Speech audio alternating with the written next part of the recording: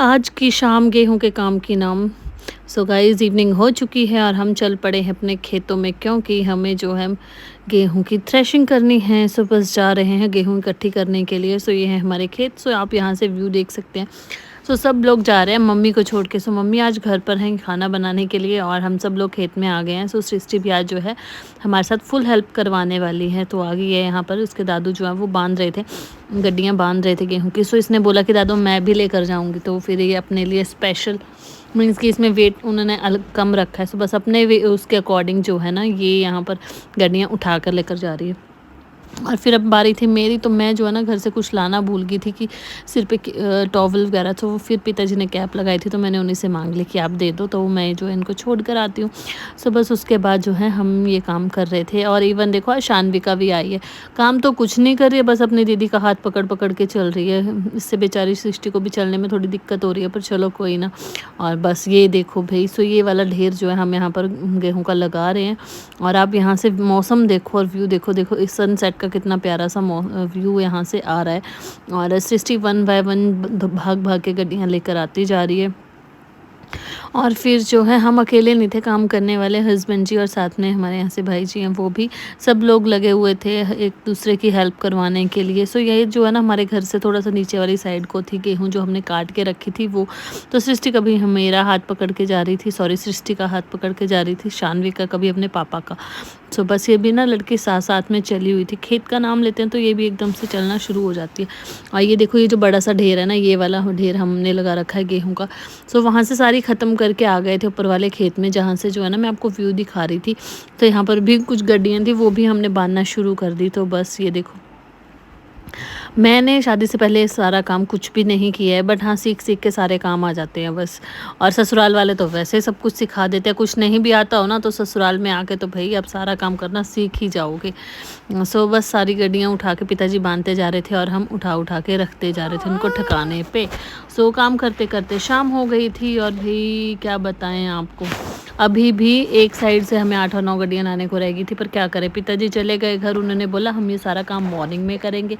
फिर क्या, अब हमारे बड़ों ने बोला और हम ना माने, ऐसा तो हो नहीं सकता। सो बस उनके बोलने की देर थी कि हम घर जा रहे हैं और हमने भी एकदम से घर को निकलना शुरू कर दिया। अभी यहाँ से ऊपर वाली साइड को खेत है, सो वहाँ पर भी 8-9 गड्डियाँ थी, बट पिताजी आ गए तो हम भी घर आ गए थे।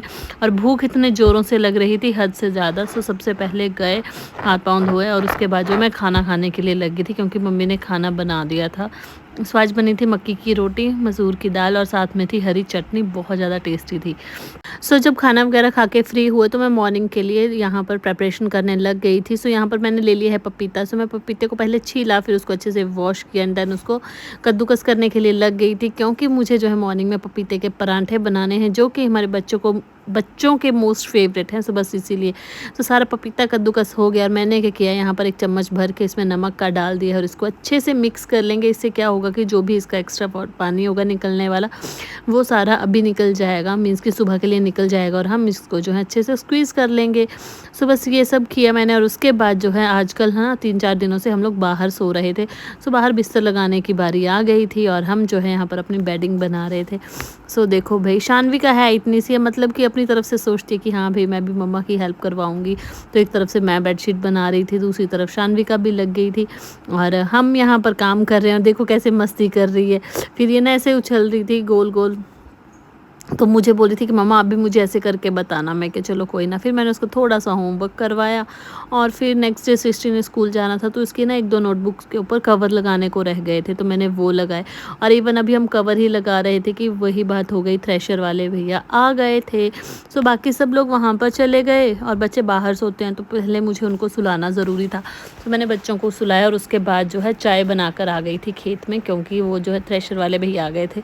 तो यहाँ पर जो है वो गेहूं का काम चल रहा था। सो जब तक मैं यहाँ पर पहुँची, बच्चों को सुला के सारा काम ख़त्म हो गया था, तो मैंने सोचा कि उन्होंने इनको चाय पिला दी जाए। सो ये देखो भाई, सभी को चाय दे दी है मैंने। और आपको दिखाऊं इस बार की हमारी गेहूं की फसल कैसी हुई है। जैसे लग रहा है ना जीरा, बस कुछ इस तरह से। 1-2 बारिशें और हो जाती ना तो फसल की ग्रोथ अच्छी हो जानी थी। देखो दूर से देखने में तो ये जीरा ही लग रहा है। तो चलिए क्या करें, अभी इस बार हमारे नसीब में यही होगा आई थिंक। मेहनत तो बहुत करते हैं बट उसके हिसाब से अगर फल नहीं मिले ना तब दुख भी होता है। पर चलो अब भगवान के आगे किसी की नहीं चलती है। अब भगवान अगर बारिश 1-2 और दे देता तो अच्छी खासी फसल हो जानी थी।